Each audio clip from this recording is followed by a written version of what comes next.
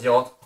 On a zappé de faire notre vidéo sur à quoi ça sert le PS. Le PS, tout le monde sait à quoi ça sert. C'est pour les gars avec les gros biceps comme moi, c'est pour les garçons ça. Tu sais, Sofiane, faut que je t'explique différentes choses. Le PS, c'est aussi une matière à part entière. Elle est présente dans les programmes de l'éducation nationale et les élèves pratiquent différentes activités physiques et sportives. Ouais, comme moi, les élèves, il y a des filles et des garçons dans les élèves. Moi, tu connais mon point de vue. Moi, c'est que les garçons qui doivent faire du sport. Donc, il faut qu'on aille voir quelqu'un si tu veux que. Après, on va pas se fier qu'à ton point de vue, je pense. On va essayer d'aller à l'extérieur, à la rencontre de différentes personnes pour avoir plusieurs points de vue, je pense. Bon, ok, allez, on y va.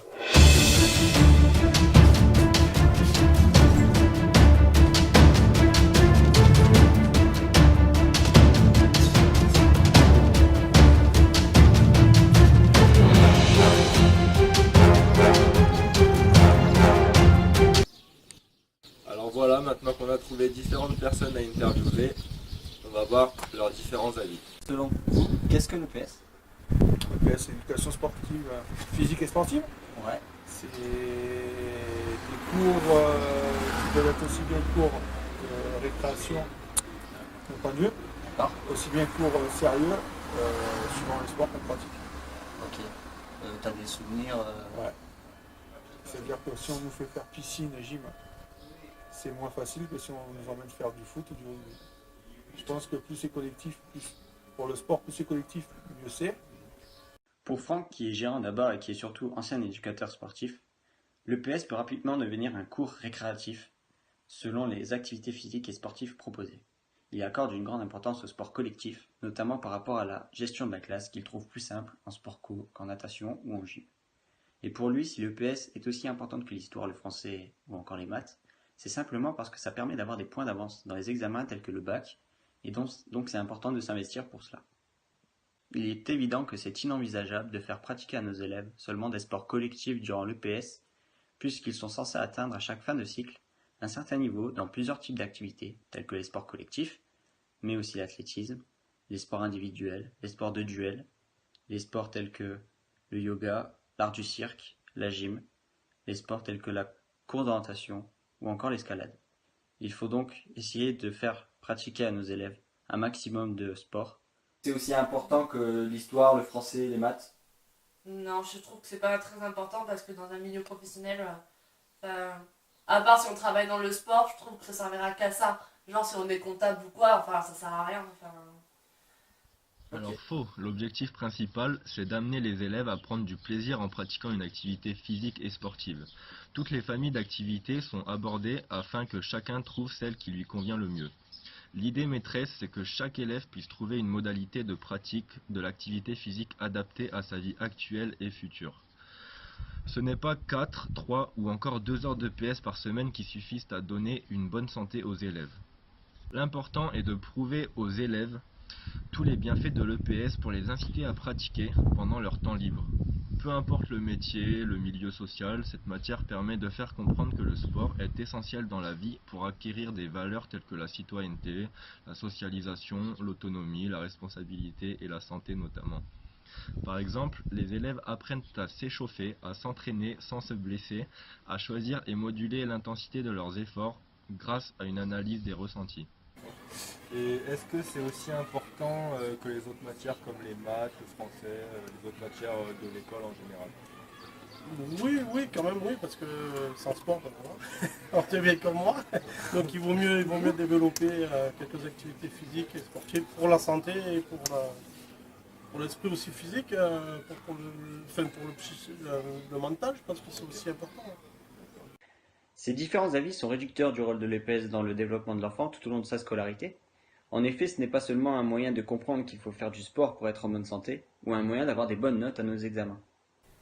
Alors maintenant, on va faire la différence en analysant ce que pensent les individus lambda, tels que toi.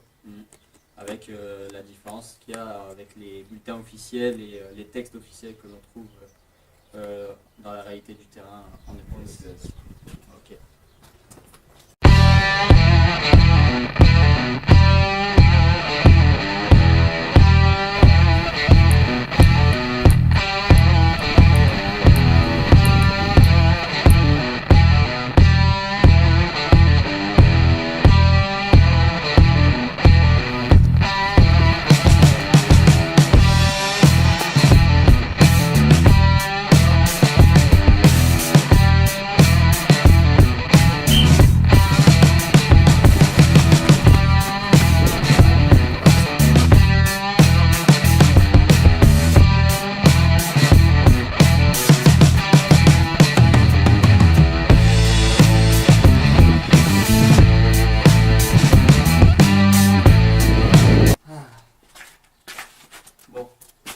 suis convaincu. C'est vrai qu'il n'y a pas que la musculation et le culte du corps en EPS.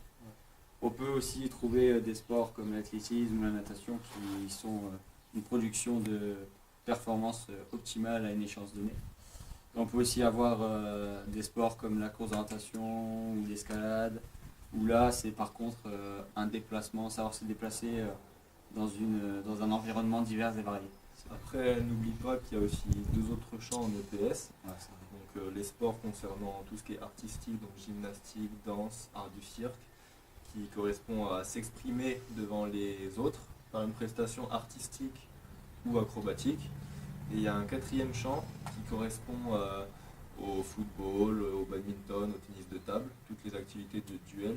C'est conduire et maîtriser un affrontement collectif et ou interindividuel. Et ensuite, il y a un cinquième champ qui se pratique au lycée, tel que la musculation, ce que tu aimes pratiquer en loisir par exemple. Ça permet l'entretien de son corps. L'entretien et le développement de soi. L'entretien et le développement de soi, voilà, c'est le cinquième champ. Ok. Je vais vous faire un bref rappel historique sur l'éducation physique. Il faut savoir que l'EPS de nos jours n'est pas vu de la même façon pour un individu de 76 ans ou pour un élève de 15 ans actuel, par exemple, car ils n'ont pas vécu les cours de la même façon. Les exercices militaires gymniques de la fin du 19e siècle jusqu'à la Première Guerre mondiale avaient comme ambition de former des individus patriotes, forts du sentiment d'appartenance à une nation avec la volonté de la défendre. Après la Première Guerre mondiale, l'opinion publique pense que l'EP ne doit plus appartenir à l'armée. L'EP va alors se référer à la santé. L'éducation physique à la sortie de la guerre est placée au service de la santé et de la reconstruction des corps. C'est en 1938 que le sport va intégrer la leçon d'éducation physique. Ensuite, c'est en 1967 que la notion d'éducation physique et sportive va officiellement être créée. En effet, il faut savoir qu'il y a des programmes à respecter en EPS et qu'il y a également des bulletins officiels permettant d'expliquer ces programmes. Pour expliquer simplement la logique des bulletins officiels, on va partir d'une citation que je reprends du bulletin officiel du 26 novembre 2015 sur les finalités de l'EPS. Cette citation, c'est la suivante: former un citoyen lucide, cultivé, autonome, physiquement et socialement éduqué, dans le souci du vivre ensemble. Ce qui veut dire que pour chaque cycle, on doit enseigner au moins une activité de chaque champ d'apprentissage pour atteindre les attendus de fin de cycle. Il est donc impossible d'enseigner à nos élèves simplement des sports collectifs durant la totalité d'un seul cycle. Dans cette finalité, la scolarité de l'élève va être divisée en 4 cycles d'apprentissage. Durant ces 3 années de maternelle, il sera dans le cycle d'apprentissage premier. Ensuite, il sera dans le cycle d'apprentissage fondamentaux lors de ces années CP, CE1, CE2. Puis en CM1, CM2, 6e, il sera dans le cycle de consolidation. Et enfin, en 5e, 4e et 3e, il sera dans le cycle d'approfondissement.